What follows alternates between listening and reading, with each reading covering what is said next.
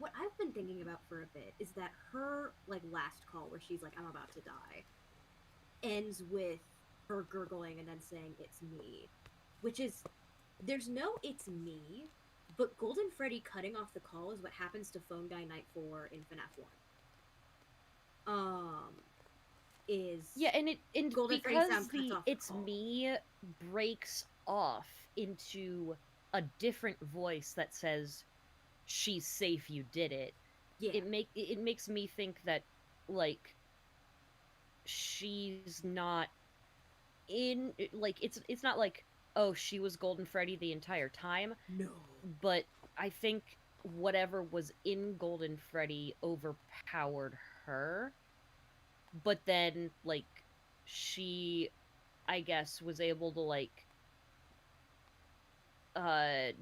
do a switcheroo at the very end and I don't know, Yeah. take Ralph to peace in the afterlife, I guess.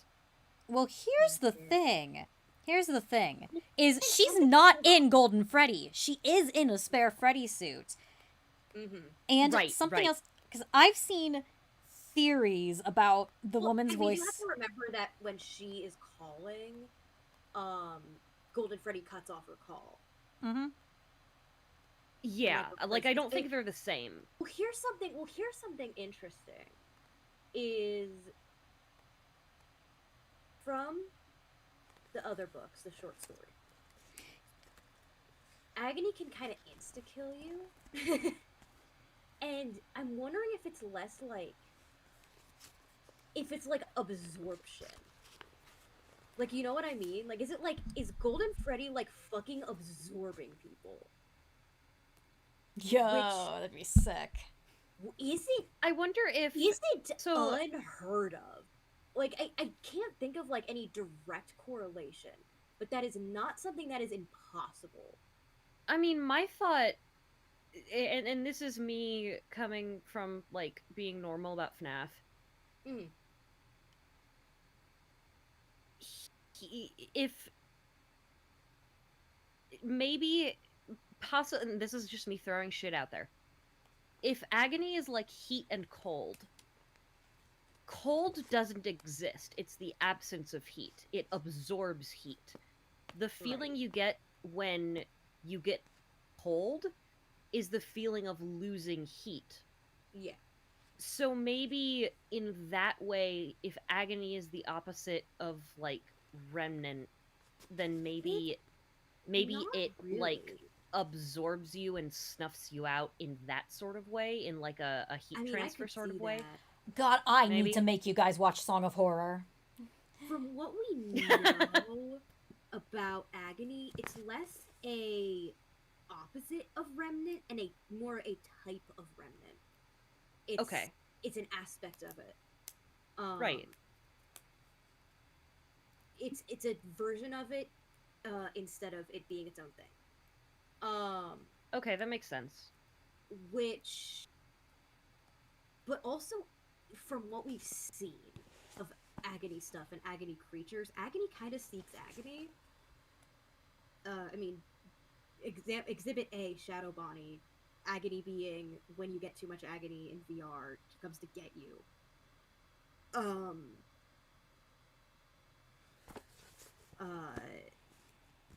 So, I mean, I could, again, it's nothing like specific, but it's not impossible.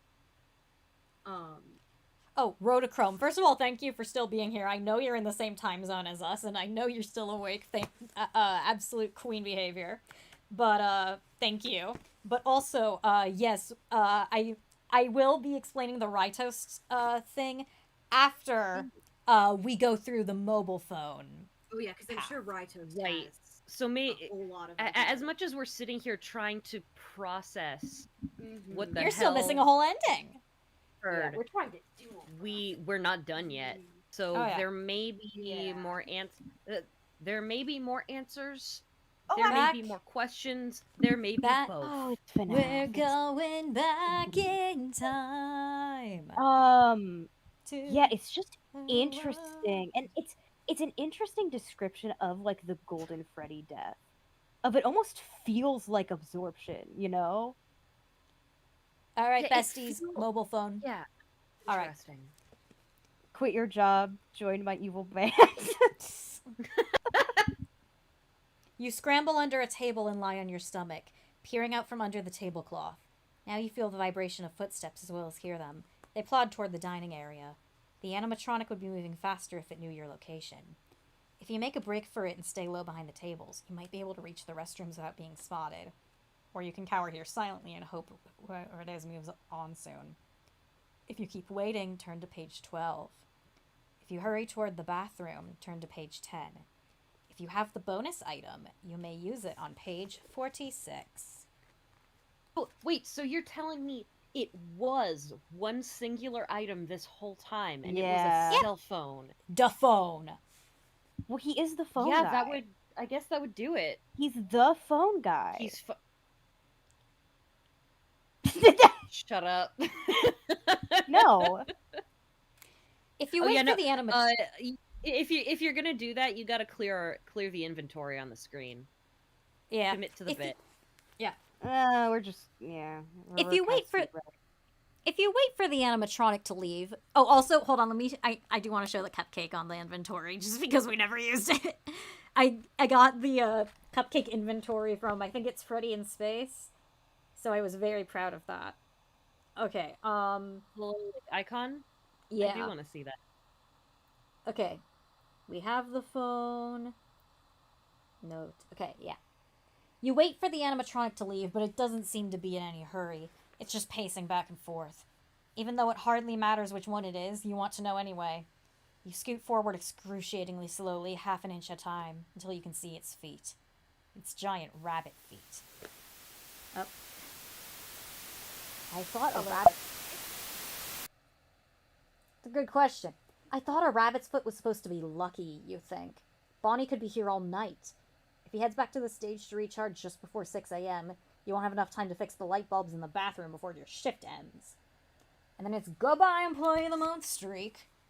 This is your last week on the job, but you've put so many good years of your life into it. You'd hate to throw it all away and ruin a perfect record. Suddenly, you remember the mobile phone you have.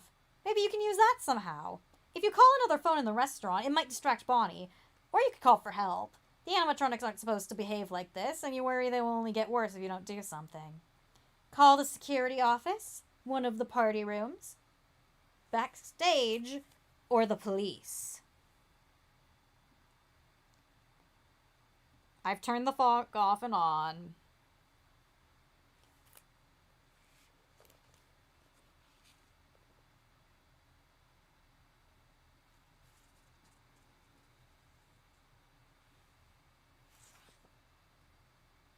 Yeah. Can't wait for the 27th. We'll have to finish it one day. 27th. That's 1 week from now. We can do it. Alright. Security office, party rooms, backstage, or cops.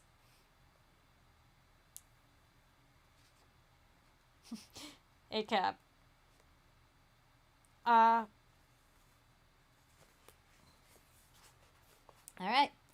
You pull up the contacts list and click on security office. You hear the line ringing, but the office must be too far away for Bonnie to hear it. But Bonnie hears something. He freezes at the other end of the room. You imagine his ears twitching and swiveling around. Then he starts moving, fast, in your direction. He hears the line ringing from the receiver of your mobile phone. You end the call, but he's already on his way, and he'll reach your hiding spot in seconds. You might be able to distract him if you call somewhere else quickly. Party rooms, backstage, police. Oh, hold on. Sorry, I think you guys went out for a second. I think I just turned you back on. Party rooms. Every time go. we clip out, people in the chat say the fog took them, and it's great. Yeah. You guys should read more Stephen King. You pull up the contact list and click on Party Room 2. The line rings in the mobile phone's receiver, and then a second later, you hear a ringing phone from the far end of the dining area. Bonnie freezes right in front of the table you're hiding under.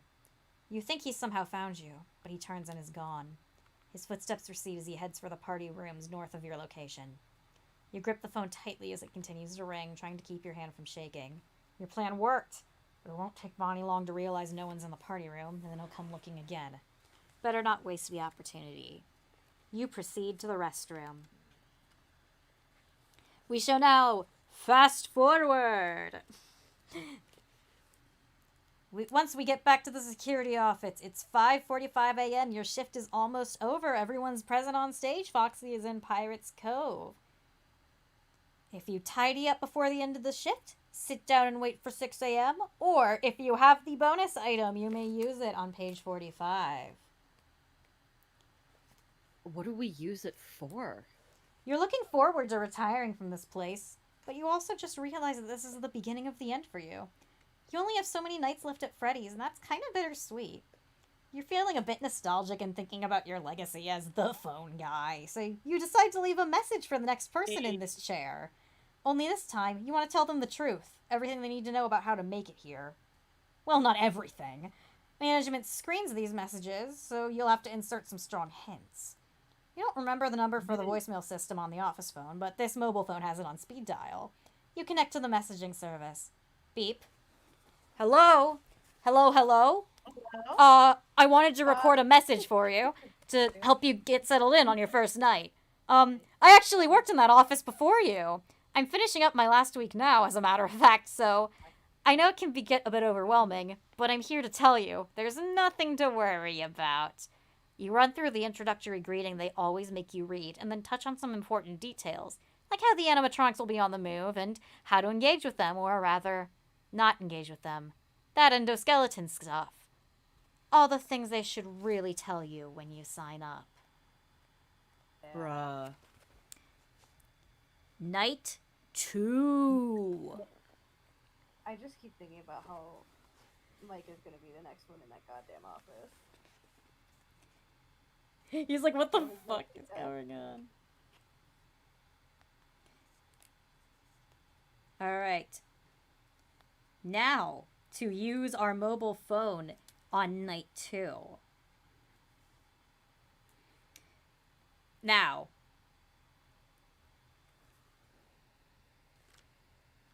Hold on one second. I think I found the second one first. Grieve in the chat asks, how long has Mike been dead? Not yet. He's not dead yet.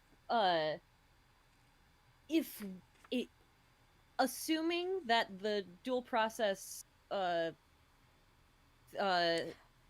okay, timeline, Chaotic Silver, I will explain that after we get through mobile phone. Yeah. Mm-hmm. Okay, so you are you have Bonnie's head. You can have to screw his stuff in, left or right. You don't know. You have a bonus item you may use on page 66. Okay, You may how not- the fuck? You may not know how to fix Bonnie, but you know someone who does. You pull out the mobile phone you found and No. scroll through the contacts. Fortunately, it has the home number for your buddy Dave in maintenance. No. From maintenance, my friend and yours. It's good to have No. friends in maintenance, even if they always beat you at bowling and never pay for dinner. Also funny that Bonnie's the one who has bowling in Security Breach.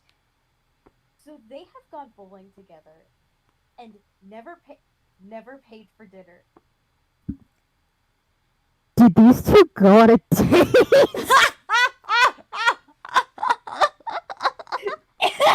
Phone guy fucked William Afton.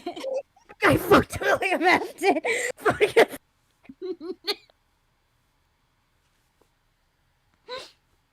Who is okay? No, shut up. Phone guy fucked William Afton. They bowled. They had dinner. Phone guy had to pay for it, and they raw dogged. Shut the fuck They up. met in the single father support group. And then Dave was like, "Oh yeah, my kids can't be here. They're all dead." Dave dating Silhouette. Phone guy is William's rebound after Henry chaos. Yeah, That's yeah. absolutely he is. Alright. I'm lightheaded. This is so funny. You could use these singular lines to try to imply the phone guy fucked purple. No. Okay. Like fucking small no, brain. You No. almost called Shut him up. purple Shut guy. up. Shut up. Commit. No, shut up. Small brain. Phone guy is purple guy. Bigger brain. Purple guy and pink guy are two different guys. Maybe one of them is phone guy. Biggest brain. No, big brain. Phone guy and purple guy aren't connected other than job. The biggest possible brain. Phone guy fucked purple guy. Gigi says lost focus in our consensual Pizzeria workplace relationship. And they were pizzeria mates. This is the best day. Purple Cone wasn't a theory, it was a ship name. This is why phone guy is in UCN. Mike showed up and was like, "Hey, you want to torture your ex, my dad, in hell?" And purple guy was like, "Fuck yeah." Phone guy was like, "Yeah, he never paid for dinner." That's why he targeted. That's why he targeted Ophelia. Dave from maintenance, Pissed at friends with benefits. He's like, jealous. man, if Ralph didn't have one of those pesky children. Man, if we have to kill Capelia if Ralph didn't have one of those pesky children. That's why he's trying to kill her. Would you guys like to hear the rest of this? Yes, Did you please. see Same Dreams of Strangers and Purple Guy was in? Wait, no, hold on. Retrosivity said you mean William is cheating on Matt's Matt? Yeah. He's getting phone guy pregnant with their new baby.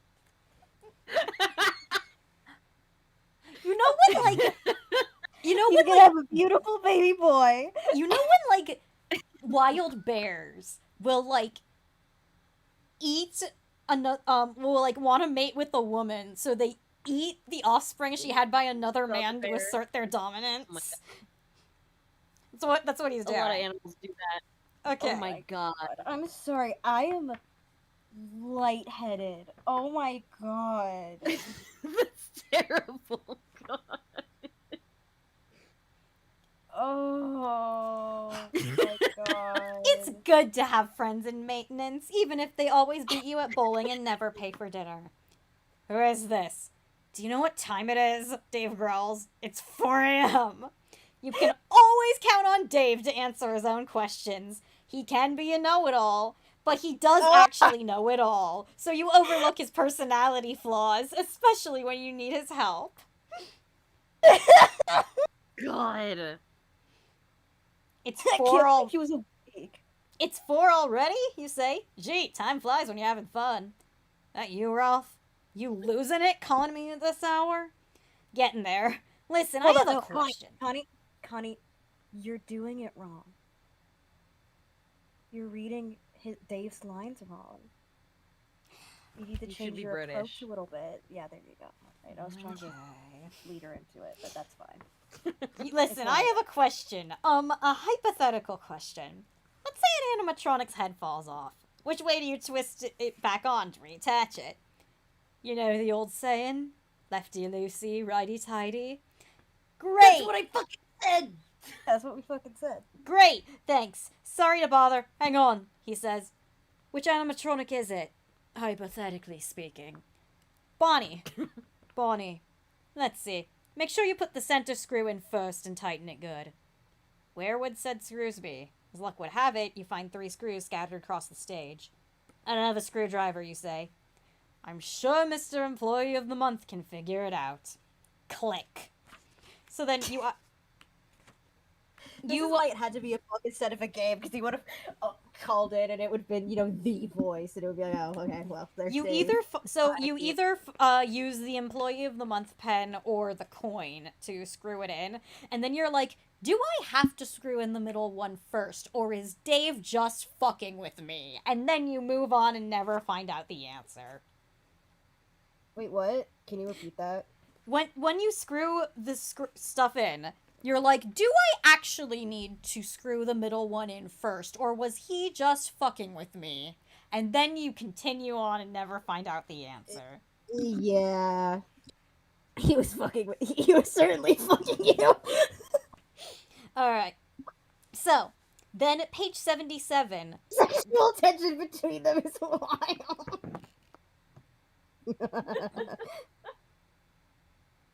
Okay.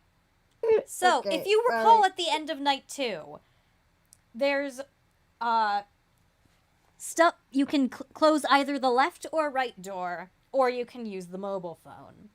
You quickly grab your mobile phone and press one of the speed dial buttons. You don't know which, but you hear a phone ringing from near the dining area. The groaning at the right door stops and the footsteps move away down the east hall. The steps you heard approaching the left door are gone. Phew, your distraction worked and it's 5:55 a.m. You have enough time to record another message for your successor. You call into the messaging service and start talking. Hello? Hello? Well, if you're hearing this and you made it today too, congrats! I won't talk for quite as long this time since Freddy and his friends tend to become more active as the week progresses. Might be a good idea to peek at those cameras while I talk just to make sure everyone's in their proper place. You know? You keep talking and pushing buttons on the cameras until the clock rolls over to 6 a.m. Night. My friend and yours. Sorry, I can't. I'm still losing it about day for maintenance. Oh my god. No, you feel free to do that. That's so funny. I'm gonna make fun of him. I'm gonna make fun of him about this forever. It took 10 years. 10 years. And we found out phone guy wasn't the murderer. The player wasn't the murderer. The phone guy was definitely fucking the murderer. Now, okay, Cori and North. So, night 3, as you may recall, if you clean up the spill first, you will most certainly die. However, there is a way to survive and skip literally the rest of the night if you have the phone. So, you have cleaned up the spill. You're admiring your handiwork and you hear footsteps outside, under the table, out the window, or bonus item. You grab your mobile phone and speed dial backstage. The phone line rings on the other end of the dining area. The footsteps hurry off in that direction. That bought you some time to get this mess cleaned up. With one hand pinching your nose shut, you mop quickly with the other. When you're done, you dump the bucket of bleach and pine cleanser out the broken window to lighten your load. Then it's back to the supply closet to get a hammer, boards, and nails to fix up the window. You continue dialing different numbers around the restaurant to keep the animatronics moving and out of your hair, but you don't want to drain the phone battery. You're certain the loud hammering is going to bring an animatronic or two your way, so you call the security office to get them as far away from you as possible. Then you board up the window and beat a hasty retreat. In the hall outside the party rooms, you ring backstage one more time to lure anyone away from the security office and clear your way back. But this time, someone picks up the phone.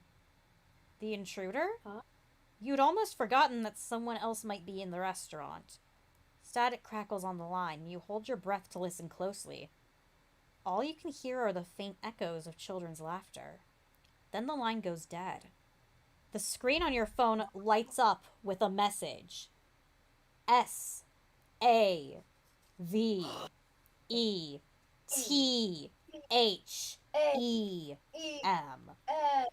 I do want you to know, I don't know what this means, but it's in the same font and presentation style as all the VNs. That's all the what?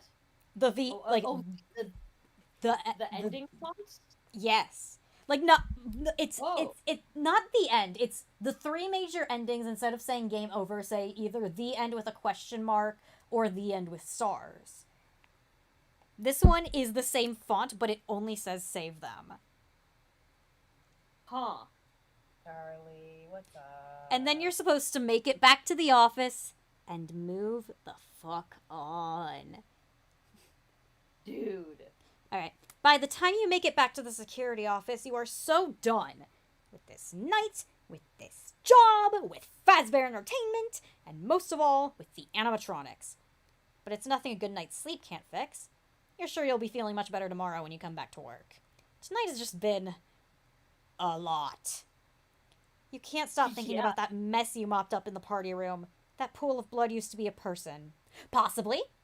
Probably not. Even if someone broke into the restaurant and got a closer look at the animatronics than they bargained for, no one deserves to die like that. There wasn't anything left to identify, so if anyone is waiting for them at home, they'll never know what happened. Maybe there'll be another one of those faces on the back of a milk carton. Unless... You didn't see any sign of the intruder in the restaurant, but perhaps they had been there all along, hiding in plain sight. Like inside one of the unused suits in the room behind the stage. You pull up the backstage camera feed. Bonnie is in there now, but you're more curious about the Freddy suit on the work table, wondering if it's actually empty. Are you curious enough to go check it? It's 5:57 a.m., shift's almost over. Oh well, maybe you'll get the chance to check those suits tomorrow. At the moment, you have just enough time and battery power on your mobile phone to record a message for the next night watchman. A brief one. They'll probably never even listen to it. Most of the night shift security guards don't stick around. You guess the stories got to them. Freddy's is spooky at night when you're alone, no doubt about that. Even without the animatronics roaming around who you might see you as a threat. You hope your messages find someone someday, but you're also recording them for you. They help you organize your thoughts and put some perspective on the night you just had. It's almost sort of therapy. Having a conversation with the person who will replace you, even if it's a one-sided one. Making these messages is a way of affirming that you will be leaving and someone else will be in this chair. Just 2 more nights to go. The desk clock flips over to 6 a.m. What is wrong with this idiot? Almost 6 a.m. Okay, yeah, your shift is over, but that means the animatronics are going back to stage. That means you're completely safe to roam the back room. That's the time. Real quick, something I've been Ralph thinking is about stupid. is that when it comes to like the overtime, like the night 6, is he's able to take it because they haven't found a replacement for him yet because no one's taken the job. I wonder if Dave from maintenance is gonna pull some strings and find someone who will definitely take the job. Yeah. All right. Yeah. Like, So, hey, I know someone. Night 4. There is only one mobile phone moment in Night 4. It's when you are crawling through the vents, you take a wrong turn, and you can either try and find your way and die, or you can use the bonus item in attempt to find your way out.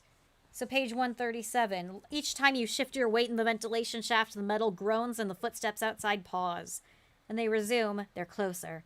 It's only a matter of time before the animatronics get into the breaker room, and then you won't be able to stop them. Or worse, they may get into the vents. A distraction would buy you some time. You take out your mobile phone. The battery indicator is low. You've been using it intermittently for days, and you don't have the right charger for it. Hopefully it can get you through the rest of the week. You want the animatronics as far away from you as possible, but you don't know if you dial the security office phone directly, they won't hear it and be drawn to it. So you dial a series of numbers in sequence to lure them away. First, the dining area. You hear the phone ringing and the footsteps close by move towards it. It's working. You wait 30 seconds and dial Pirate Cove. You can barely hear that phone from here, the sound echoing in the vents. After another 30 seconds pass, you call the security office. You can't hear the phone ring from here, but you trust it has taken some kind of heat off you. You keep the line open while you kick off the ventilation grate. It falls to the floor with a clatter that you hope won't bring the animatronics right back. And then you continue on. Now, I do want to say, before I get to the Night 5 and what I call the... You know what? I won't mention that, but before I do that, I want to find... There is one bit in Night 6 where you can use the phone an extra time. And I need to find it because it will make you guys very happy. Oh. Hold on. Oh, hey, somebody mentioned this in chat like an hour ago or something. So one of the endings is that Ralph switches bodies with Freddy and comes home as Freddy. Yeah. And wakes Coppelia up. Yes, One I think of I the know what you're endings we getting got to. before that was her waking up and thinking it was Freddy, but it was actually her dad. Yeah. Yeah. Oh, yeah. She's... Whatever's... Like...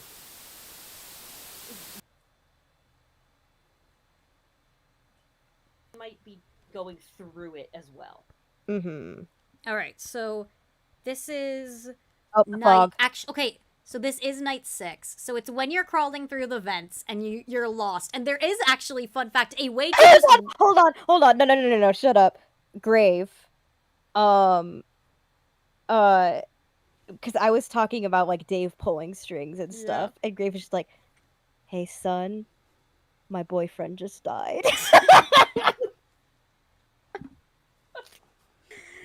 Want his job?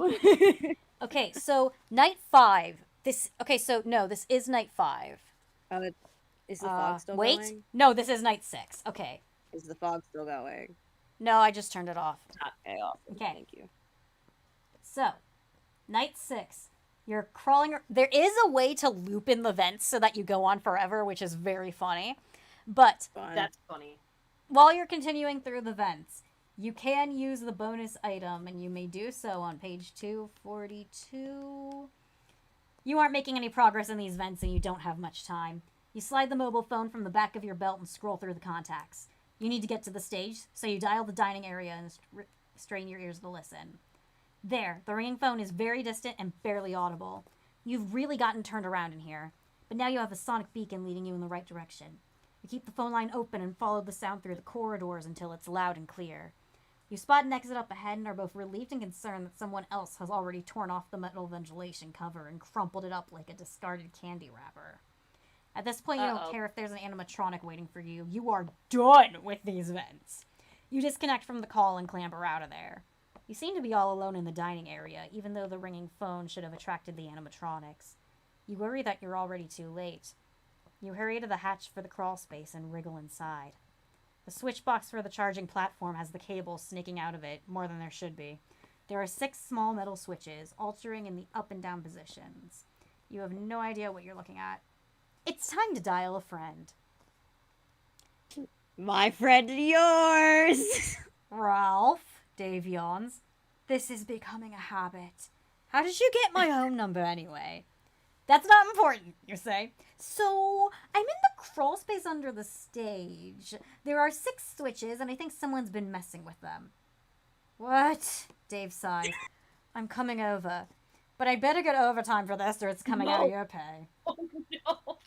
You Don't have him come over. He is gonna put on the goddamn suit. I've seen the movie. He's coming with a suit and a knife, maybe a daughter. No, you say. Thing and throw a new contender in the ring. Okay. No, you say. I don't want you to die. You shouldn't have to come here in the middle of the night. Can't you just talk me through it? Do the switches match the positions in the diagram taped to the power relay? You look around, but you don't see any such diagram, and you tell him so. Alright, what positions are they in? He asks.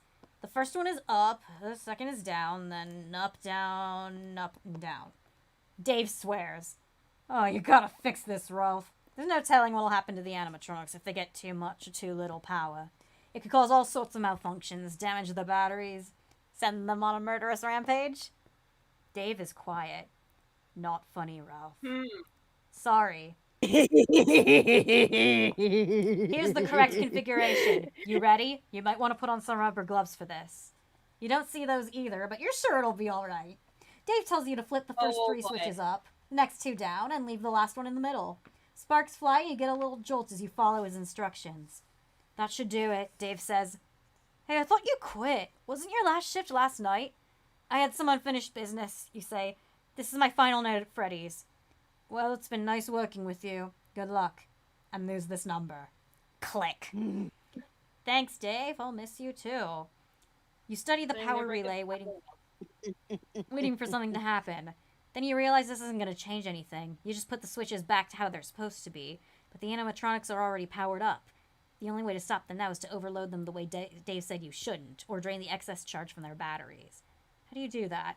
You doubt Dave will tell you how to sabotage the animatronics, if he takes another call from you, and so you're on your own. Flip all the switches up or down. And so now... Dude. Now, finally, would you like to hear how the bonus call goes on night 5? Yes. Alright.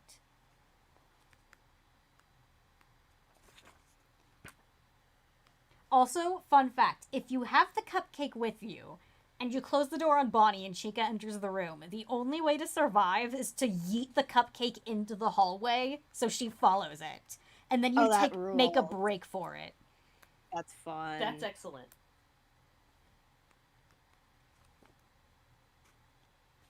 Okay, so now see the mobile phone. There's actually multiple paths that lead you to the mobile phone route. All of them involve you getting stuck in the office. You cannot wait for this night to end, preferably with you seeing the sunrise on your way home to your daughter. I do see in one end it is getting to this. It is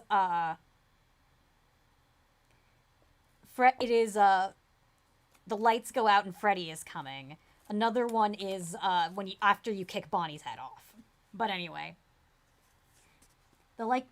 you cannot wait for this night to end, preferably with you seeing the sun rise on your way home to your daughter.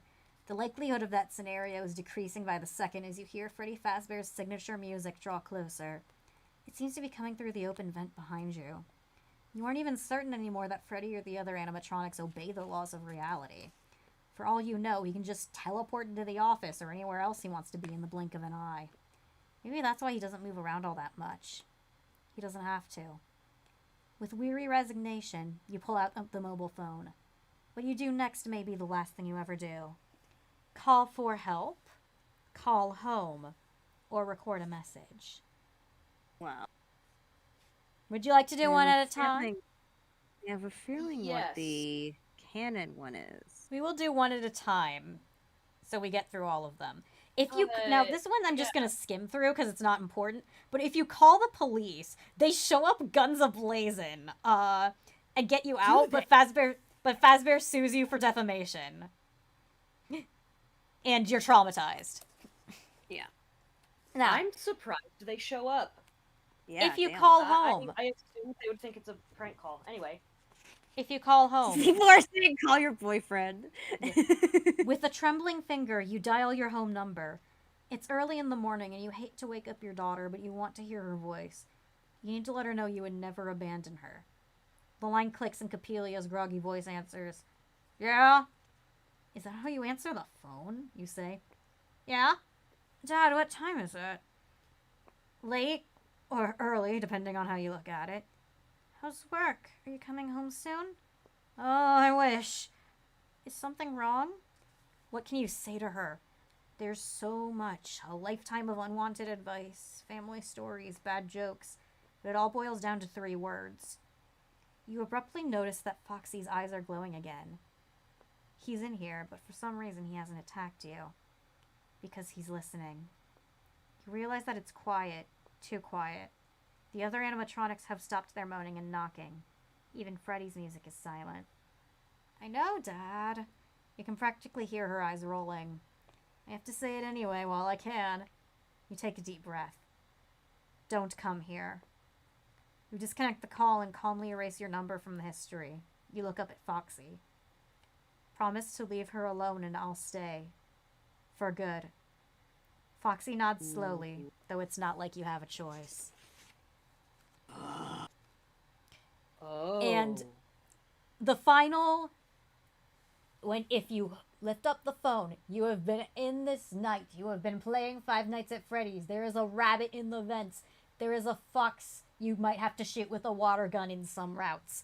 There is a chicken who wants to eat you. There is a bear teleporting behind you with a music box. It's looking like this is going to be your last night. It's some consolation that you will continue on in some way. Through your daughter, yes, but also through your legacy here at Freddy Fazbear's Pizza.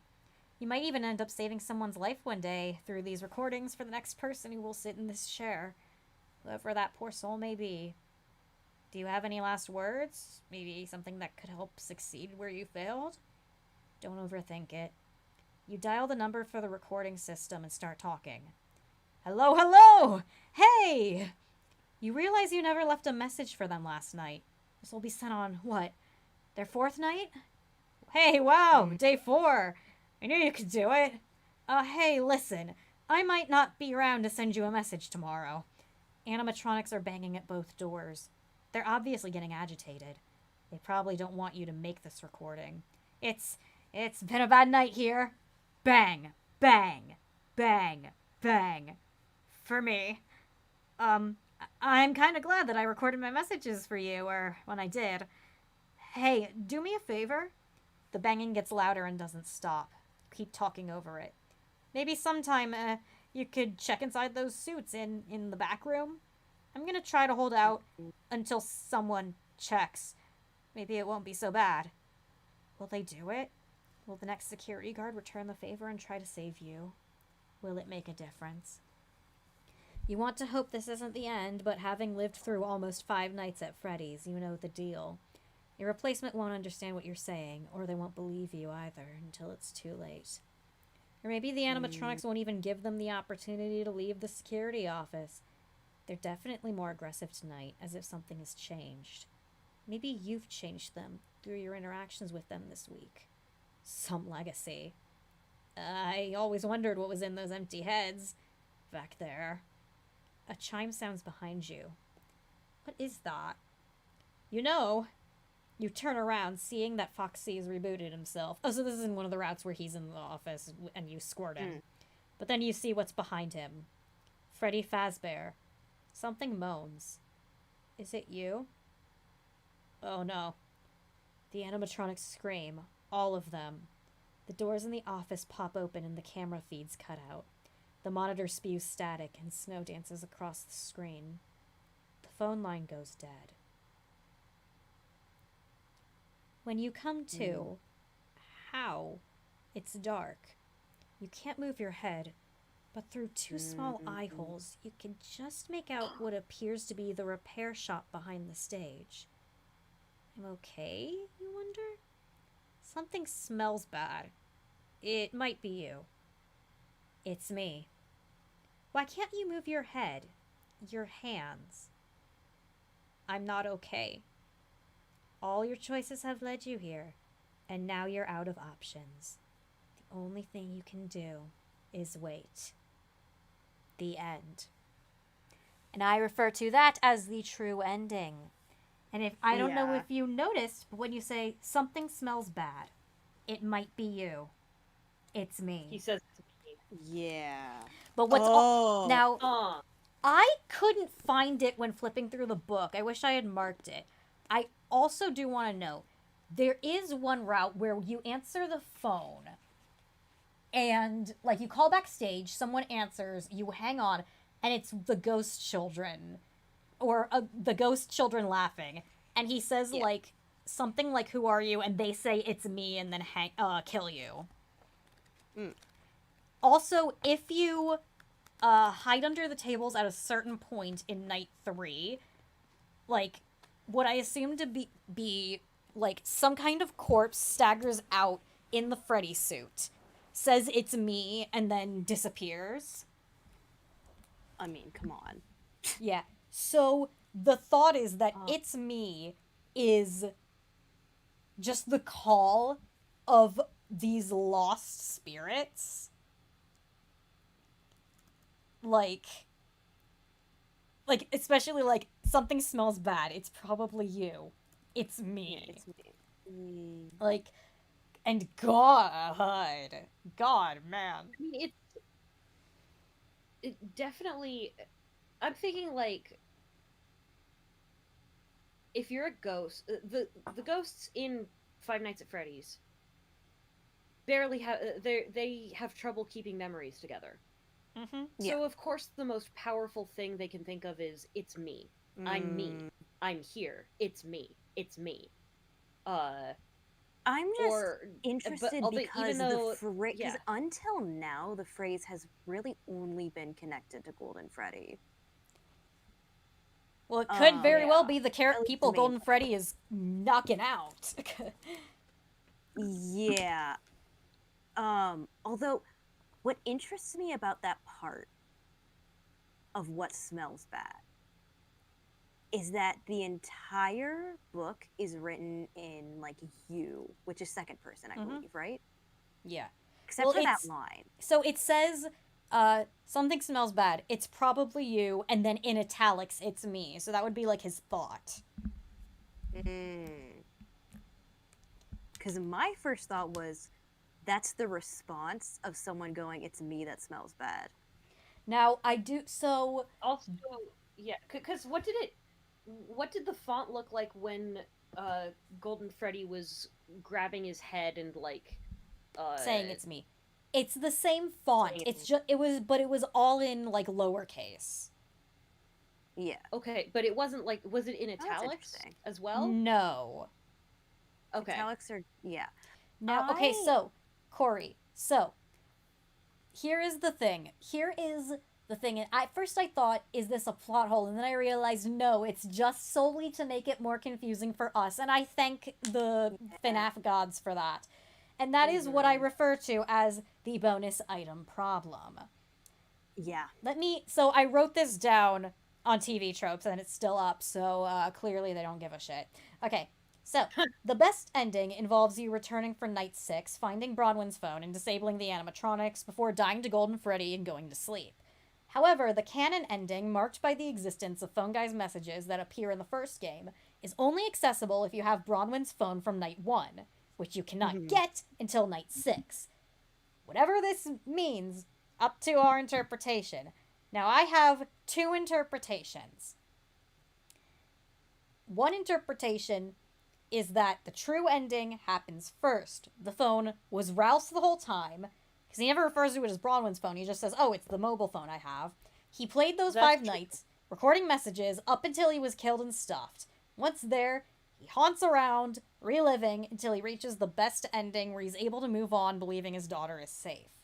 Now, ghosts in this franchise are established to wander around places that are familiar to them, like in Coming Home and Alone Together.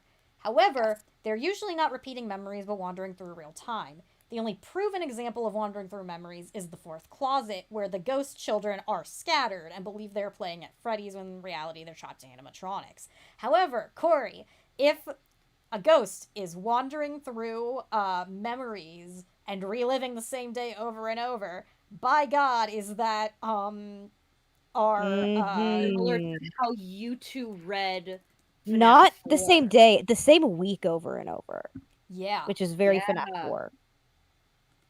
extremely And- FNAF-ful. Something I'm thinking about in the she's safe ending. Again, Let me could be the finish. idea of like, no, hold on. The idea of like, oh, that's him moving on, is Golden Freddy grabs the sides of his head. What he left for Mike was, hey, has anyone checked the suits back there? Specifically to get him to find his body. With how ghosts work in this universe, is that like a representation? It's not actually Golden Freddy grabbing the sides of his head. It's someone grabbing the mask and taking it off. Ooh, I like that. But, so here's... Like let me finding his continue. body in the suit. So, Maybe? with the interpretation that true ending happens first, the idea is that Ralph died recording a phone message, so the phone's unavailable to him in his reliving in order to prevent him from realizing he's dead, and he can't move on until he finds the phone in night 6. However, we have the alternate option, which is that the asterisk ending, that's the best ending, where Golden Freddy kills you, is what happened in reality, and Golden Freddy's attack on Ralph is what caused his ghost to relive the last week. The phone messages being left by the ghost, not even aware he's already dead. This would explain how he has the phone in the first 5 nights when he doesn't acquire it till night 6, and how he learns to use the phone code on night 1 when he can't find the ticket in night 4. Oh, there is an option. If you type in 2014 on the first night, you hear, like, one of Phone Guy's old messages, and he's like, oh, that's cute. Yeah, no, we read that. That's the one where he this is the one where he mentions that Capelia was just born when he started recording. Oh, I see. That actually would make sense because Bronwyn's last phone call, it sounded to me as if she was not alive while making the call. That she was doing it as a ghost. So the idea that those phone recordings left on the machine were post-mortem is interesting. Which could be why it was cut off by Golden Freddy shit, and then it's me. Now, see, because Yeah. I'm thinking Same with of his. the options here of true ending happens first, being the ghost is being he can't move on until someone removes the head. Yeah, I know. So you can't move on until someone removes the head. Mm-hmm. That true ending interpretation. The idea of best ending happens first. She's safe ending happens first, and then he becomes a ghost and is leaving the messages. The ghost low-key asking someone to find the body. Being in Alone Together, what was established as helping them move on. Yeah, like, God. Yeah. See, the thing is, I see both options, and I love that Scott made it more confusing for us. Oh, what happens to the daughter? Yeah, that's a great question, Daniel. No fucking clue. She has a living mother, apparently, so I guess she goes to her, and her dad kept warning her to never, ever, ever work for Fazbear Entertainment, so hopefully she does not, start recording tapes after seeing a silly little rabbit. Yeah. Hopefully. Although, as far as we can tell, Tape Girl made it out of there. She did. She seems okay, actually.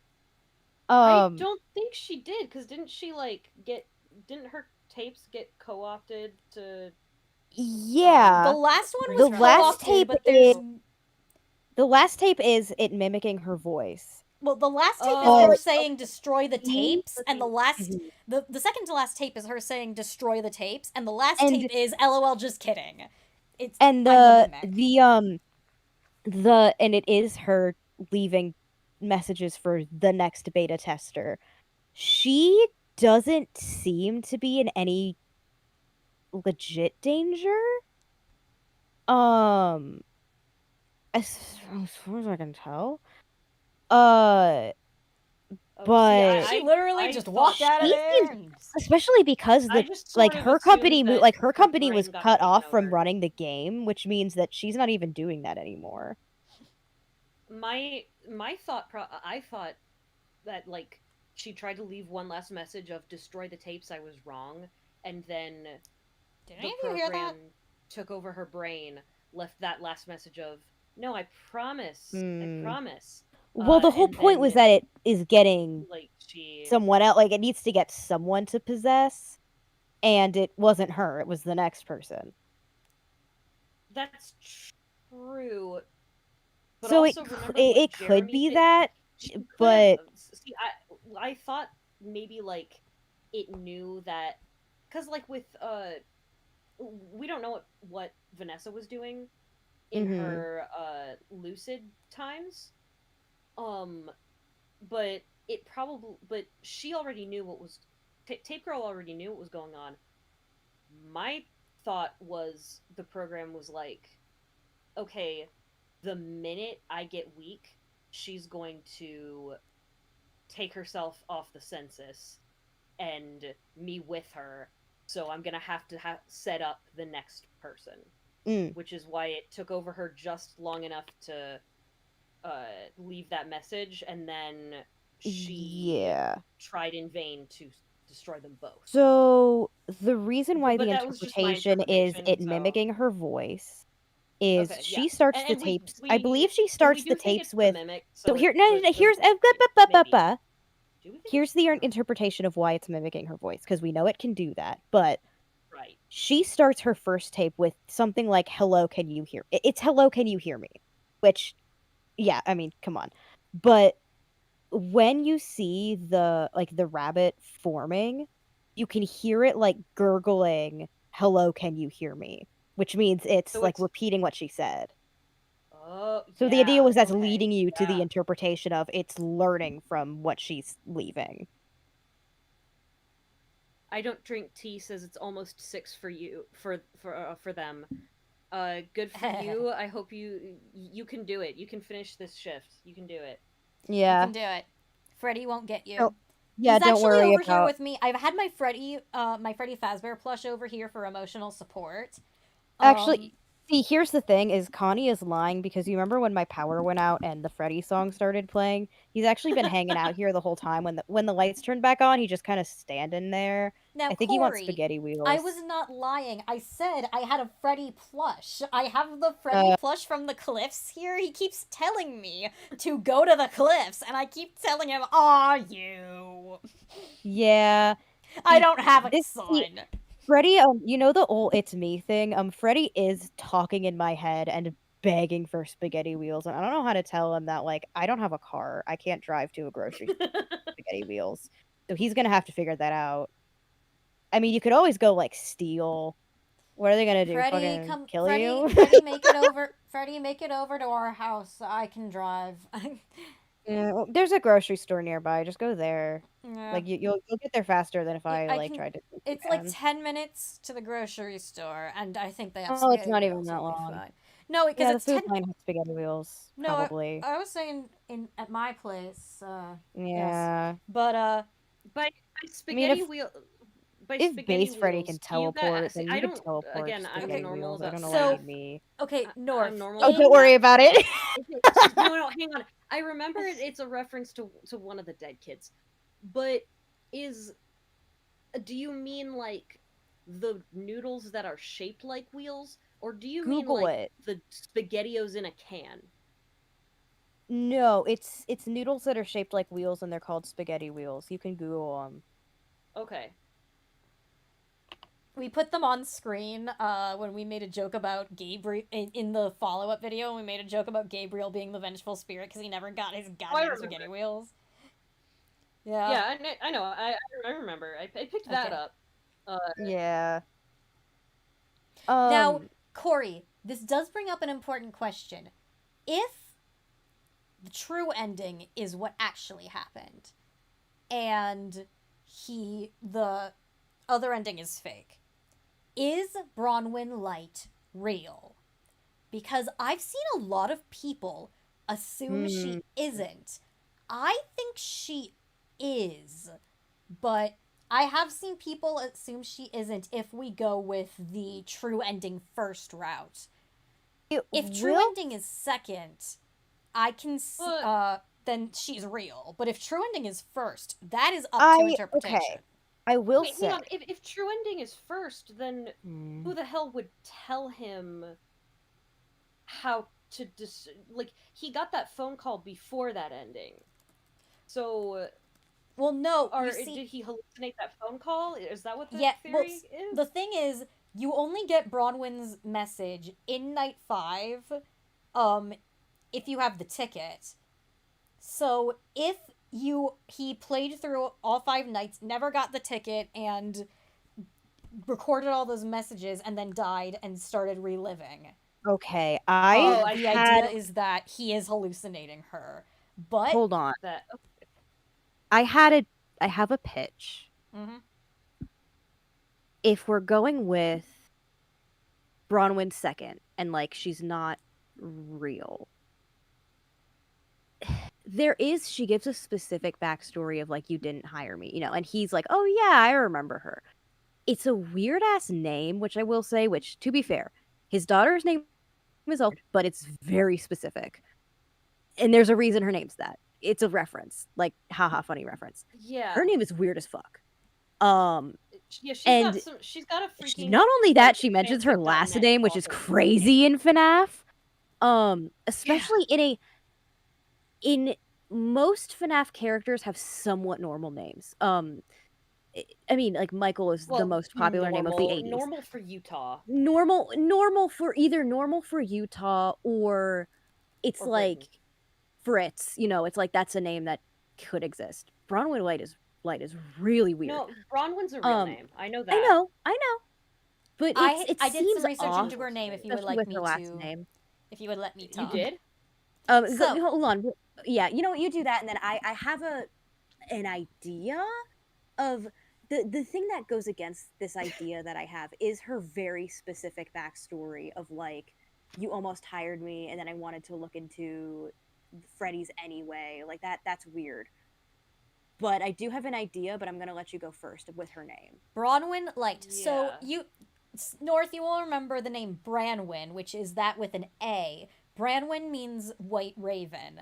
Bronwyn means white breast, so it's basically just means white, or light So color. white light. Yeah, Yeah. that's Yeah, really so her suspicious. name is White Light, like going into the light. Yeah. Mm. But so that's So- another thing for So Bronwyn the idea second. is. So the And idea it is could she's always like. be. Also, And it could always be like Gaming with oh, Jamin, yeah. who asked, what does that mean normal for Utah? You know, Utah is like mostly Mormons. There's a reason that like 90% of these characters have Bible names. Also, why a lot of them are named Jeremy. Hey, Also, look up yeah. look up the U.S. Jeremy name heat map, and you'll It's understand. so funny. The most Jeremys are in Utah. It could very well be. She gives him this backstory, and then he remembers. And with how ghosts work and how their memories can kind of be messed with, the idea of like, oh well, she's giving him this as like a, oh I see, As a cope? as like a memory thing, so that he's not like, who is this bitch? You know, it's kind of like, oh implanting okay. a memory. Well, no, Yeah, and the idea implanting, is that okay. she is a cope Can of happen. like he died uselessly in the middle of his work, and so she's giving him like they're trying to escape. You need to break. You need to stop them, and then your daughter will be safe, so that he can Yeah. move on. Then again, the So Bronwyn here's- first route is he actually did that, and then he wanders until he manages to leave ghost messages and tell his replacement to find his body. So here's the other thing is, again, maybe she's like, fuck, with Save Them, she could be fucking Charlie somehow. Yeah. Wouldn't be surprised. With her helping people move on, wouldn't be surprised if she was somehow Charlie. Sorry, that is Especially with her like, and Jeremy got me. Sorry, Bonnie got me. Like, there's certain little things with it where it's like, and then the shift to it's me. I wouldn't be surprised if it was somehow Charlie, because there's even like a little hint to her being there. She has a connection to Golden Freddy in other ways, so she could help out with that. She can, she would be interested in the safety of his daughter and to know she exists. Because that's the other thing, is the fact that like knows the kid exists. Charlie could get that information. So there's my one pitch, is it could be Charlie. My other thought is, I'm gonna plug it into a bunch of anagram solvers and see if anything Something comes out. Nothing's else. coming out so far. something else. Just the Are you word spelling it bothering. right? It's Is that when he- BRONWON. Sorry.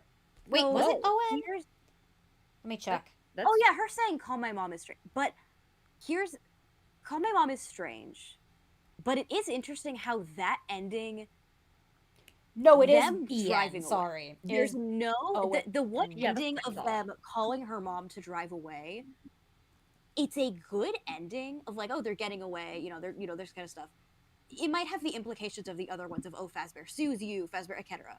But there's never. It just ends with, call her mom. She deserves to know what happened to her.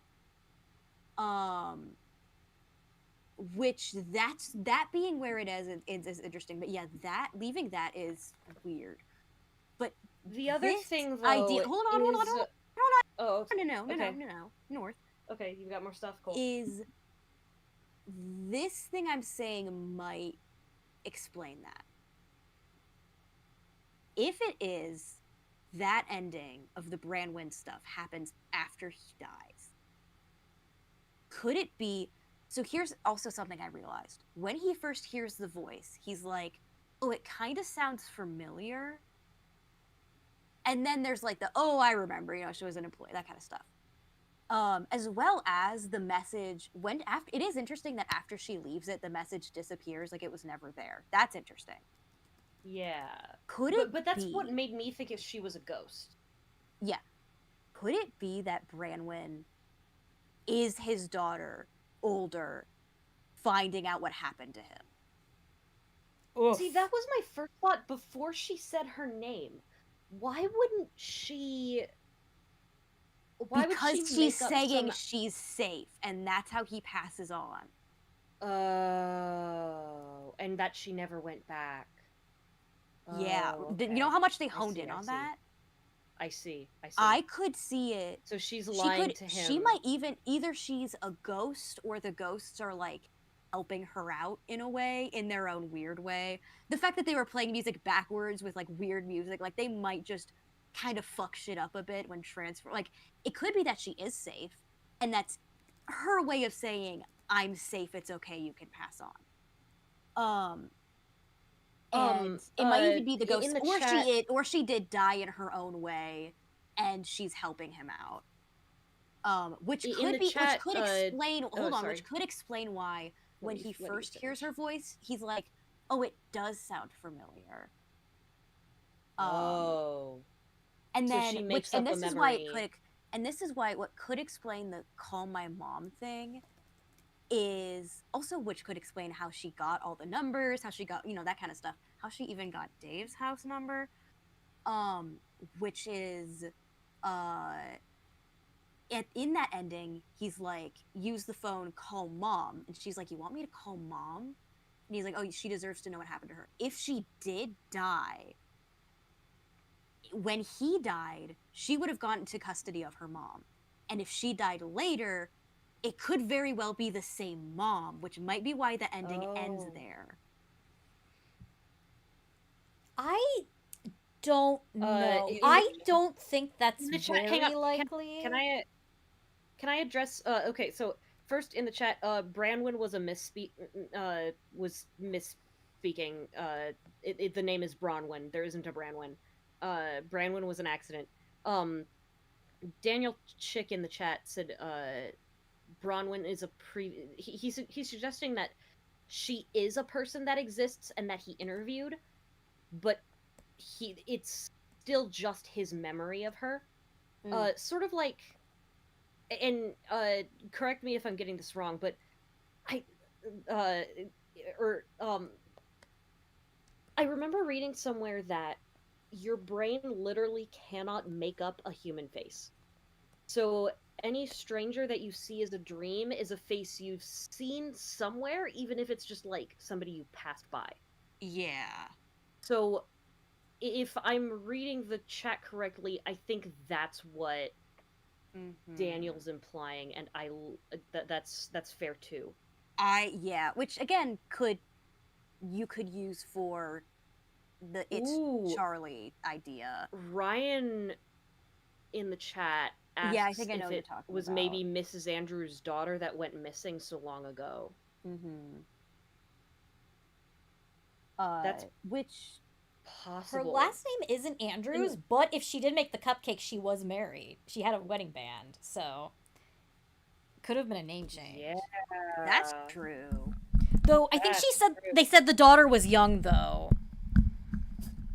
And so she was. That's why she was looking after kids. Yeah, I always thought it was like a child, but well, always. It's been like what 6 hours since I like heard of this fucking thing.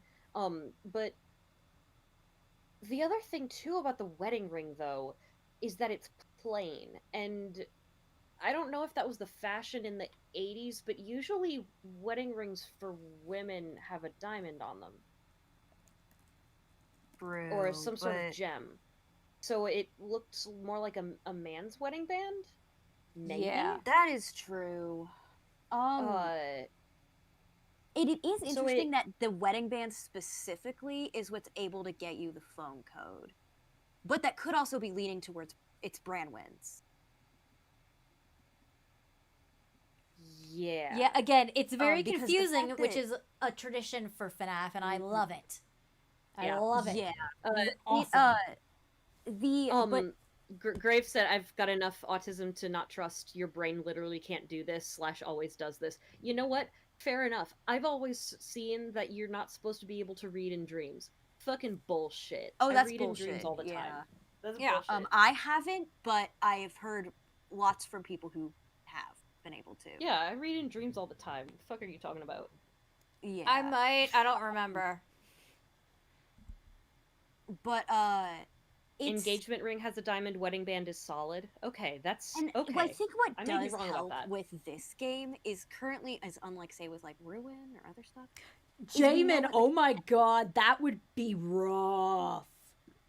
Yeah, I did. I What? see what they're saying. Jamin says, I've seen the theory that it's Susie's parents' ring. Because, North, I don't know how much you know about coming home. Her parents get divorced after she disappears because her dad can't handle the, like, fallout emotionally.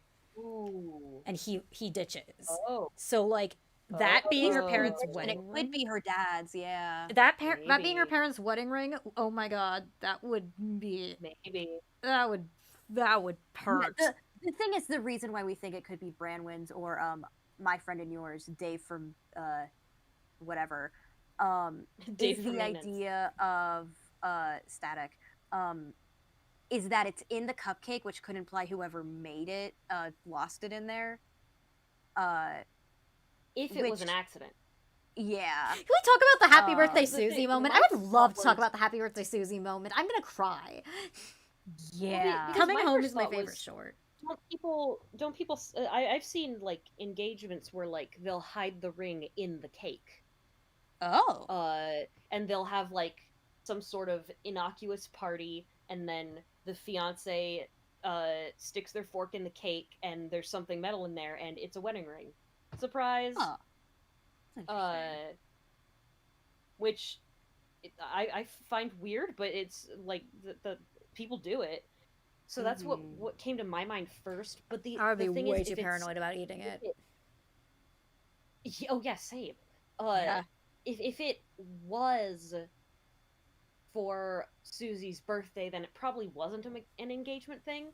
It was probably either It was probably either for her to remember something, or it was an accident, which we don't know. I don't know why giving, because it could be like, oh, I found her. It could be like this was all I could find to help Susie remember shit.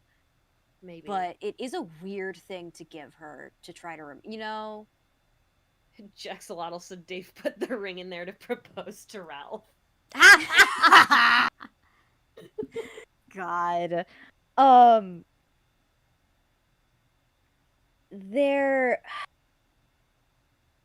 It's interesting and we do have to remember I think there's multiple ideas. So there's like, it's him coping or his ghost coping for who Branwyn is. It's Charlie, which I think could be very likely, other than the call my mom, which is weird. But other than that, it's like, Although okay, we don't know anything I about can see Charlie's it. mom, so That's true. Maybe who she was like, hey, I know you're dead, but you can fuck with phones, so can you call my mom? So not impossible. The other maybe it's our option of ghost guy's Branwyn ring and is some evidence kind that of he's dead. I older don't hate that. older version of his daughter who came back to try to find out what happened to him, which is why she knows all this shit. The other option, which I know people will be mad about me if I say this, but we do have to remember certain things. She might just straight up be an angel or something like that. Yeah. I mean, yeah, White Light. Her name is White Light. This man made a Pilgrim's Progress game. Now, That's true. All right, girls. Or we could all be insane and it was Bronwyn first and the ghost recorded the phone and none of this matters. Oh, yeah. She was just a also person. Yeah, because it is interesting. Yeah, she could have been a person. She could be. Oh yeah. Daniel has elaborated on Bronwyn being interviewed by Ralph. Ralph remembers her because she was a woman who was good for the job, and so like she was a real person. And he's using that memory to cope. And yeah, I mean, so hold on. I was thinking about something. So yeah, there's a lot of options there. Mm-hmm. It, as well as if she was a real person, which doesn't seem likely with, especially because she gave her full ass name. But we don't even get Ralph's full name, but I digress. I Is would that be- hold on? I would be interested to see who picks North. up when you call her mom. But Yeah, they cut off. So. but they cut off. Yeah, but it is interesting that it cut off there instead of being like Fazbear sued your ass. Like it just cuts off there, which is interesting. But she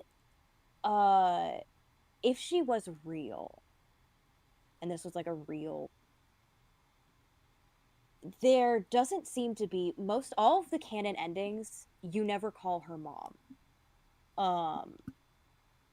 Which means that if she did find all of this research, then yeah, it was buried. And the idea of she did die there and her research was buried possibly for Henry to find is what I was gonna say. Is that if she was real, it could leave all of her research for Henry to find.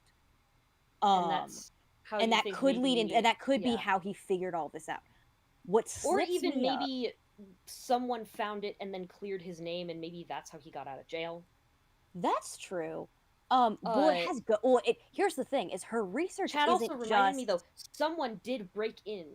If Bronwyn wasn't the one that broke in, and It was her. became a puddle. Yeah. Then Well, no, she said it was- yeah. No, she is. She means in the Bronwyn's second route. Yeah, okay. Then there still needs to be an intruder who gets messed up by Bonnie. Or it was by Chica because she was the one covered in blood. Well, she said Jeremy got me.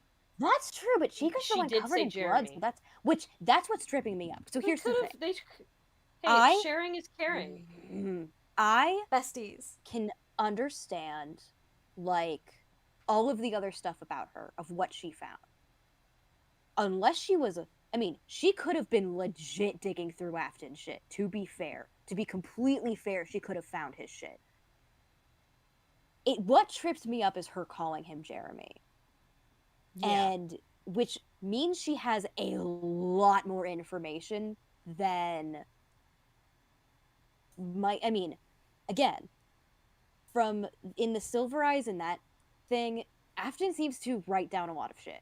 So she could have literally been digging through his shit, and that's how she knows some of this stuff, which I can accept.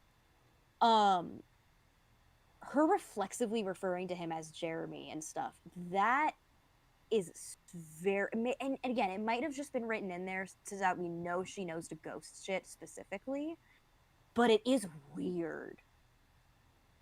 It's weird if she's a figment of Phone Guy's imagination, because how would he have known that? If she's a full figment, then that doesn't seem right. If she is something interjected into there, kind of end of the book series Stitch Wraith Ball Pit style, if you know what I mean. Someone interjected, because that is something he did. He was able to take like the souls trapped in there and like put them in happy memories, and he's like, well, they can't move on, but that they can at least be happy. Right. But interjecting stuff into like ghost memories and stuff, and even changing memory, is possible. So the idea of she was put in there by someone to help him move on is very within universe and very likely. And if she was interjected in there, her just slipping up and calling him Jeremy seems, like that seems to fit. Other thing to think of is that Ralph does accidentally slip up and say Susie's name when he doesn't know anything about Susie. Yeah, And that's for presumably him, like a it's ghost thing. The name came to him. Hi, and that was it. Nervous! Hi, Nervous. It's been 7 oh, hours. Nervous, what's up? I loved your video from today, or yesterday in our time zone. We're talking about it because me and North just heard it for the first time. No, so we're, well, like, she and North processing. just read the book, so yeah, you two, read your it too. Right. Cori, your assignment is to watch Nervous's video from today. Hold on, someone said, I have a theory that she's the mother of one of the missing kids, but I feel like it's a stretch.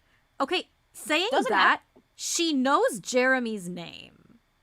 And she reflexively refers to Bonnie as Jeremy. We don't know anything Well- about her appearance. Well, here's another thing: is something interesting when he was recalling of like, oh yeah, the interview is she said everything.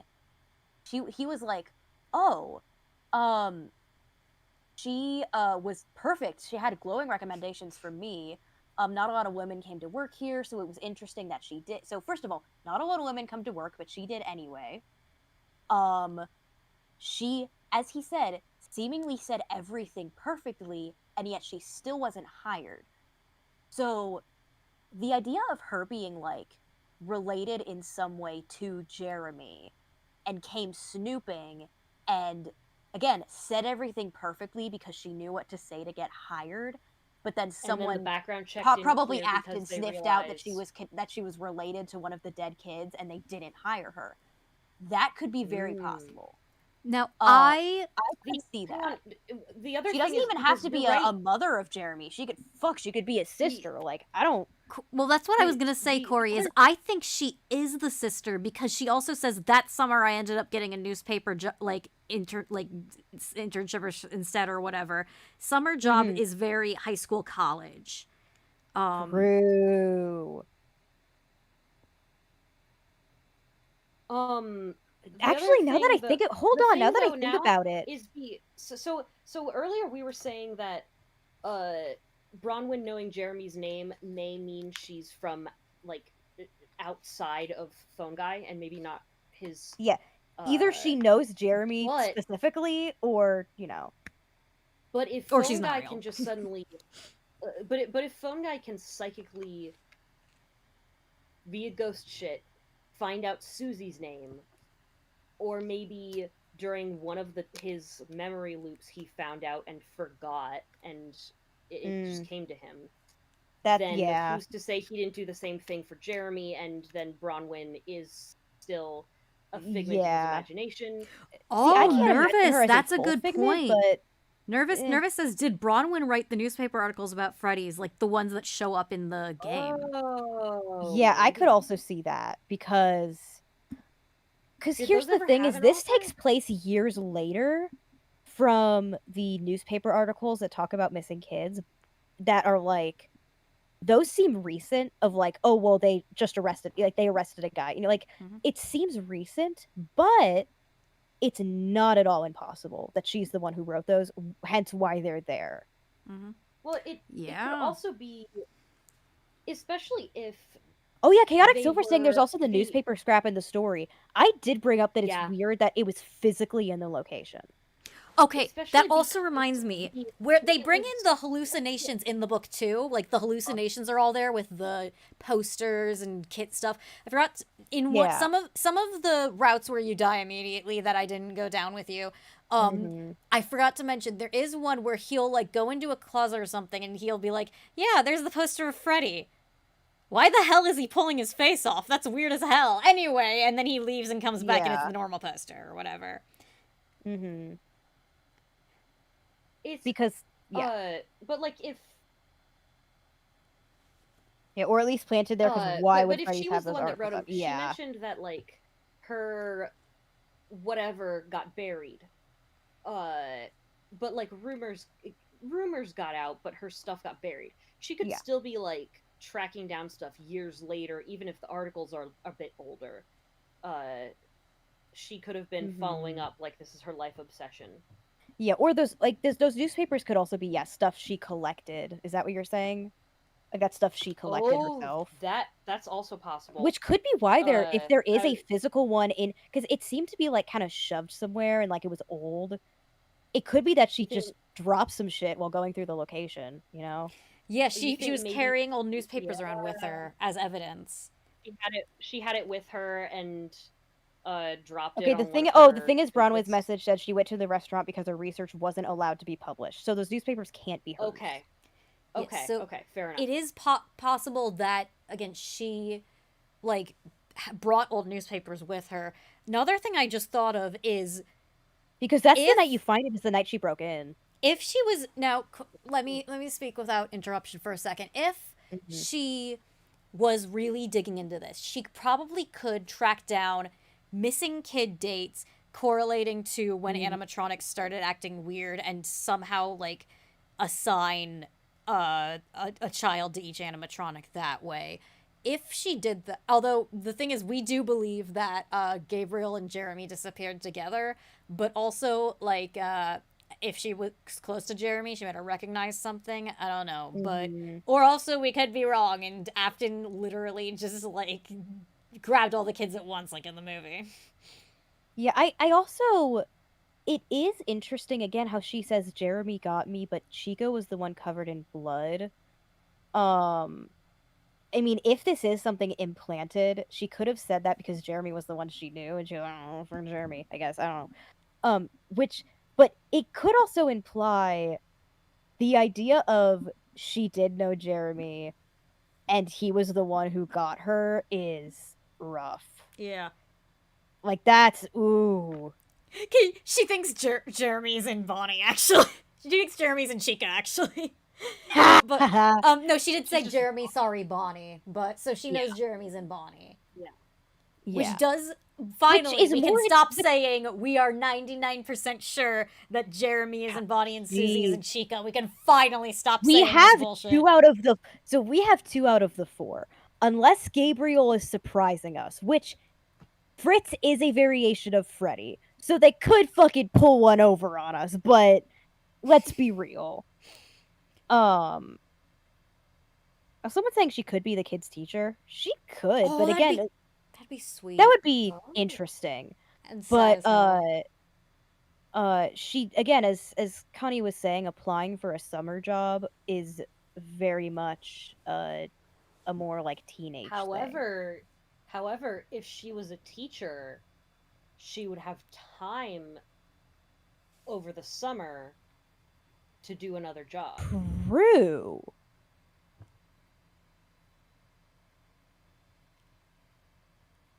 Huh. Because, like, she wouldn't be able to do it over this school year. That's when she's teaching. In her first job. But if maybe she's teaching, but her real passion is newspaper stuff, she agrees to a summer internship. Maybe. Yeah, I mean, I could see that. Something I was gonna say. When are we getting a Fazbear Frights about her? Connie is okay. Is she specifically says I applied for a summer job. Now, I know there is some discussion and there was kind of confirmation in UCN. However, the last time we hear about specifically a phone guy talking about a summer job is FNaF 2, 87. It could be she was, because the reason, so North, the reason there's a fight is phone guy starts with, welcome to your summer job at the new and improved Freddy Fazbear's Pizza. However, you're right. The check is listed in, Nervous, you're absolutely right. So he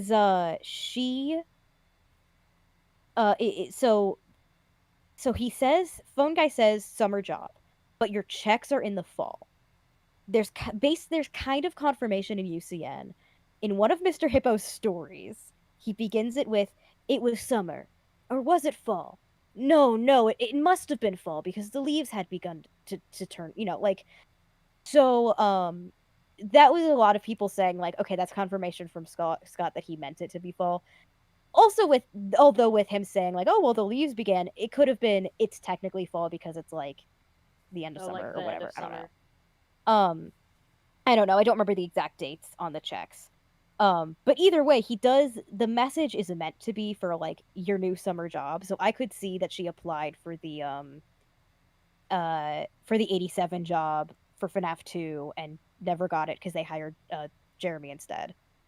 Or someone else. Maybe. Or the guy, oh, you know what? That could also be a reason she wasn't hired. Because the night guard before Jeremy Fitzgerald was William Afton. So it could be that he pulled strings and got hired instead of her. True. Now, we have had such a wonderful discussion, but my phone is about to run out of battery. Plug it in then. I am in the basement, my girl. I don't have a charger. Now, okay. Ooh, Chaotic Rotochrome. Silver, don't If Chaotic Silver, don't tell Nervous about the Dave XRL thing. That's embarrassing.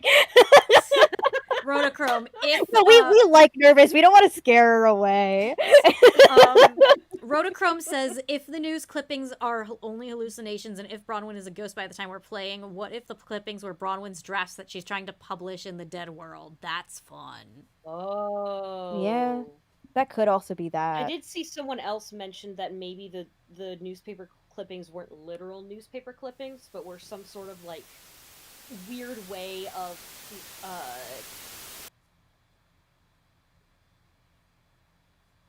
fungi trying to give himself the information again. Maybe. That's possible.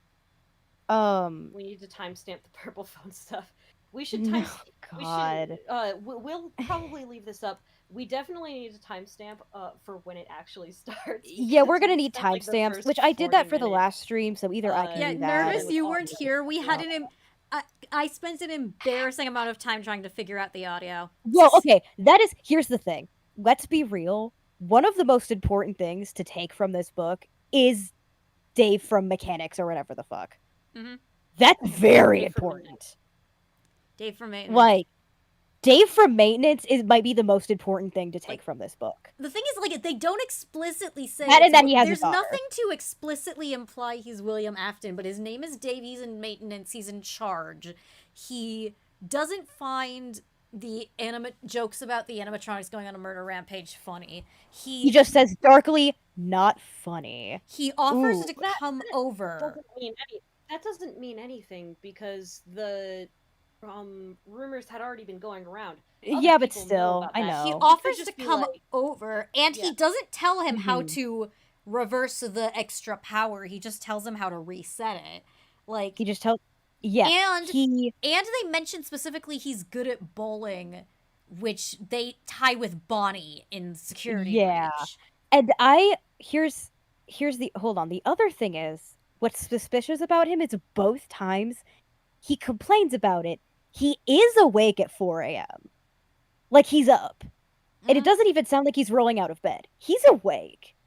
William Afton behavior. He's awake in his kitchen staring at his knives. Staring at the kitchen knives. That is interesting, and again, his disposition, how he acts, could explain how he got maybe explain how he, I don't know, like it's very interesting. Well, my main takeaway is between. Oh yeah, and that the Fox one Secret- Jackson. Hold on, Jaxalotl also says also implies William is alive during FNAF 1, which does follow our timeline idea, which isn't also important. Of the Yeah. idea of this does mean that William is alive during FNAF 1.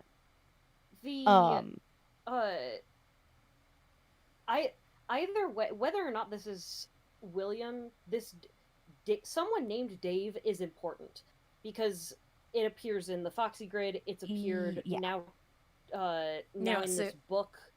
I mean, again, we have, as we've discussed. I don't want we're, again, I not don't wanna sure that that's repeat the Foxy Grid things. thing, to. but- I don't want to repeat things over and over again. So again, I'm just gonna lightly go over it because we talked about it in a podcast. You can find it in the community tab because I don't want to just go over things over and over and over again. That is hell for me.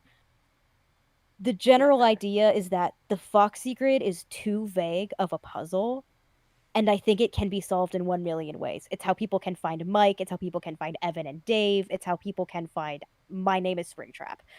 I think it's too vague. I think there's too many ways to solve it, and because of that, we can't find the true answer, which kind of is indicative of FNAF itself, and can even go for this book, say with Bradwyn. I do There's think kind of too Dave many ways is it can a be very good solution to the Foxy Grid, and I like it, especially because a Hyperdroid is super cool.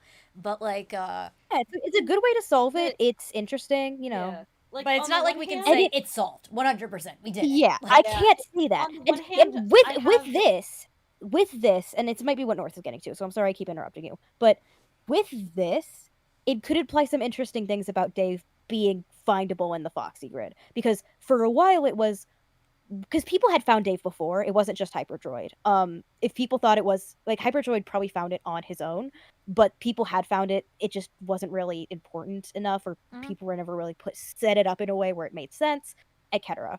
A lot of the pitches before that was Dave via the Silver Eyes, but that was never strong enough because it's like that's in the Silver Eyes. That's not in the game verse. This takes the security logbook is in the game verse. There's no reason he would say that. But now there's a little more of an argument of if this is William, and he did go by Dave for a while, and it is also, I mean, we never get last names, but we also don't hear his last name. So that is interesting. What was his full name in Dave Silver Eyes Miller. again? Dave Miller? Mhm. Okay. Yeah, so we don't know. We don't get his last name. But Other so thing it could imply yeah. that is something he could say because it's a name he's used as cover. He doesn't, and again, the idea of my name being like a kind of a trail off of shoot my name. It could very well be I don't want to give him my actual name. I can't do that. I guess I'll use Dave again. However, It's not possible. like It's I'm on- not on saying the it, one that hand- that's the answer or Yeah. something, but it's something to consider. on the one hand, it's a hell of a coincidence. Yeah. I now have 3 nickels. It's weird that it happened 3 times. On the Yeah. other hand, Scott's used the name Jeremy like twice that many times. It's not So just the name. it's It's all the other details surrounding Dave. Honestly, fair if his enough. name wasn't Dave, I would also be suspicious. Like, it really makes me suspicious of him when I first heard it and then all the other stuff, but with all the other stuff, I feel like even if his name wasn't Dave, I would still be suspicious of him. Because here's another thing. Well, anybody As who I works said closely with those during animatronics is sus. as I said, is the animatronics are acting very movie with how they kill people is very Silver Eyes and movie where William was in control of them, which would very much imply that in games he did have control of them over some point. Which makes sense. I mean, that it's happened in other stuff. He knows how to do it. That makes sense. I get it. At some point he lost it, which is what's important. Is the fact that William Afton knows intricate details of his life because they specifically go after him, specifically after his daughter. Again, as Connie mentioned, it's very similar to Silver Eyes when they're going after Charlie because It's William Twisted told One them to. specifically. Twisted One, sorry, I know, but it's like the Silver Eyes trilogy or whatever. And that means William Afton knows of the existence of not only his daughter, but very specifically where he lives. And they're not close enough to have his phone number, but also he probably doesn't give that out. But they are close enough to have gone bowling together and apparently have had dinner together. They're close enough, and Phone Guy loves his daughter. He would absolutely yap about her, and he would go, he "Oh, probably awesome! gushed A about kid I could kill!" You know, like Yeah. if he was his friend Dave from maintenance that he's close enough with for all of these various things and knows via work, and apparently has called on for stuff before. Okay. Also, just do want to say Cat. I do want to say that would make sense how he would know enough of this stuff for them to be able to come after his daughter.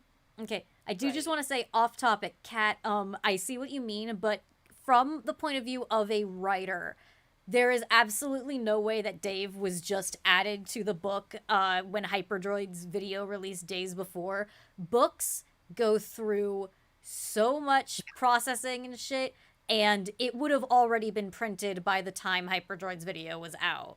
So you would have it would have to be like a couple months in advance to change if Scott wanted to change anything in the book.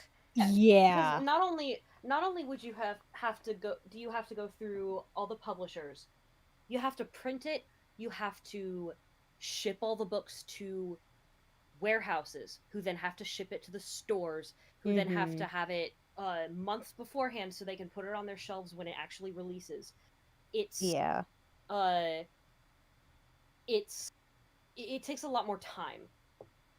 Okay, wait. Kat says no. What I'm saying is that it was before the video. I'm not entirely sure what you're saying. Oh, to try to hint try it, and maybe. yeah, no, that's possible. I could That's see it. entirely Yeah, I could possible. see it of trying to be like, people are yapping about the Foxy grid. Let's try to do some hints. Yeah, I could see Oh, it. I see. Okay.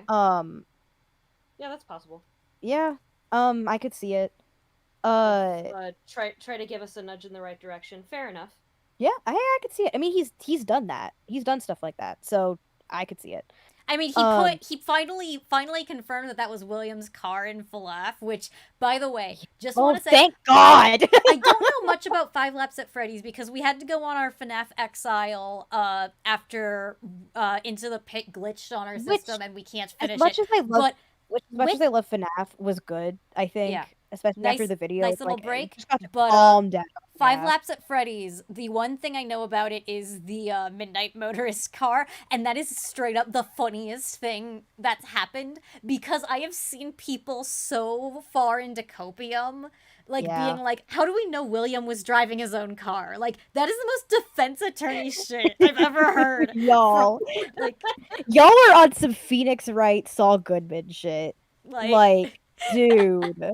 That was Get a hold of yourselves. He's the Midnight Motorist. Like, we can accept it now. Mm-hmm. So here's a question: if William was assuming that Dave is William Afton, and has some sort of control over the animatronics, and obviously he knows what the power switches are going to do. Yeah, because it very much seems like he set that up. Maybe. That's where I'm leading was he trying to free them from the restaurant so that they could, like, be his minions and go wherever the hell he wanted? Or were they trying to escape him? Okay, so as I said, the power drain was physical. It was actual cords being moved to the chargers. And as well as Dave actually having knowledge of under there, and again, giving phone guy kind of false information about what's going on, and even saying, I'm coming over there with that specifically, big size, lose this number, etc. Yeah. The fact that it was physically changed over, it can't have been the animatronics. Like, there's no way they could have fit in there and done intricate work like that. Someone who does, and as well as in the other endings where they do escape with the extra power, they start to go after phone guy, which again is the idea of he was specifically given this job in hopes that they would kill him, which is probably the usual I was thinking thing. Maybe that, like, never mind. Because I guess in those endings, he's not interfering, so it's okay. Never mind. Yeah, there's no interference, and they're coming after him, and specifically his daughter, which, as we know, without Afton influence, the animatronics don't go after kids. Fuck, I just remembered. Cori, I remembered. There is one ending. I don't remember how to get to it. There is an ending where the animatronics escape and Ralph is, I think, still in the building. And he calls home and his daughter's like, hey, your friends came over. And then Freddy says something like, it's me or something, and then hangs up. Yeah. Like, so yeah, they do go after Coppelia specifically. Yes, which they would know about her specifically if William Afton told them to get her ass.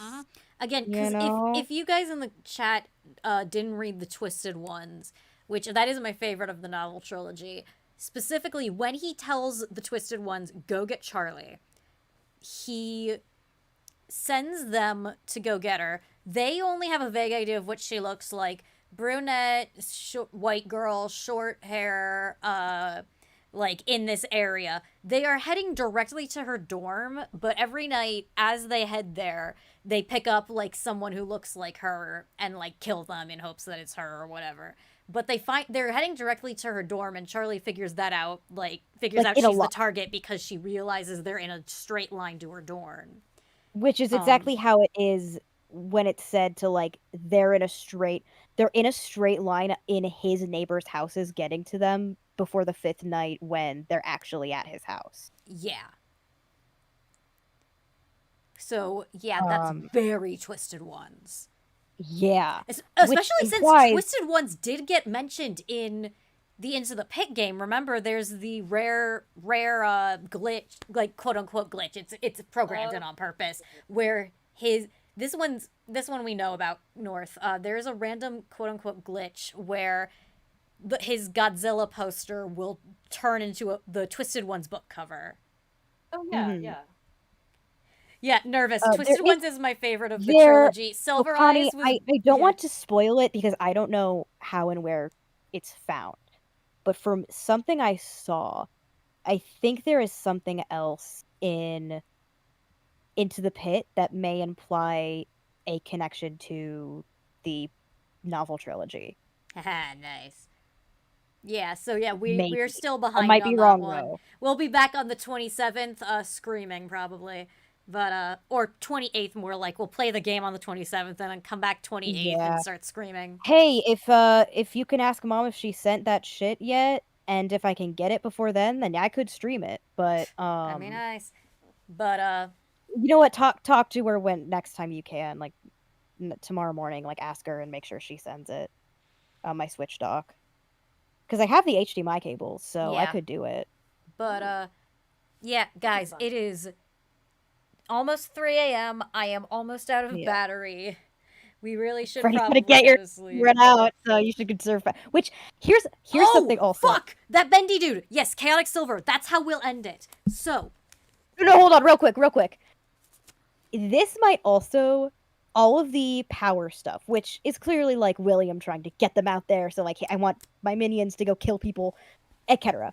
The fact that one of the best endings is you like draining the power, and a lot of those cords are rerouted to their charging. This is a roundabout way of explaining the lack of power in FNAF 1. Absolutely. Oh, yeah. That's what, because this was the week before. That's why there's a massive lack of power, is because the cords were changed, and also Phone Guy drained even that. Yeah, so that would imply Bronwyn which first is like, to me. Which is like he could keep, and the reason why I say there's a difference is he could keep the doors closed all night. Is night 5, he keeps the doors closed all night, and he's fine. Oh yeah, he does, doesn't he? He also doesn't ever mention worrying about it.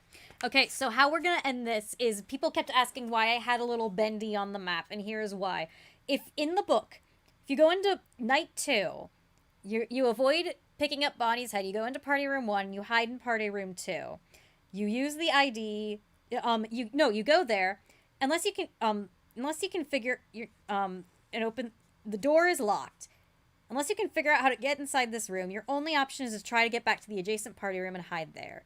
Do you hide there? Use the ID card or use the master key. If you go on page 83, it says, with the master key, you open the door and hide behind it just in time.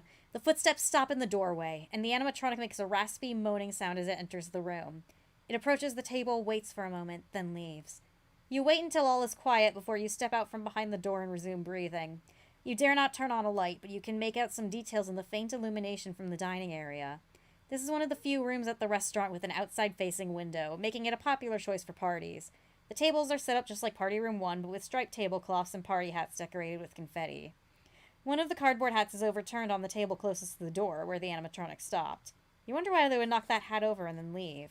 You close the door softly and switch on a light so you can see better. You look around and see a note pinned to the Freddy Fazbear poster marked, "Let's party, you ready?" A message is spelled out in letters cut from a newspaper. You read it. "A master key is not in this game. You are the one who must live with your shame. You know what they say, cheaters don't win, but those who might try make the purple man grin.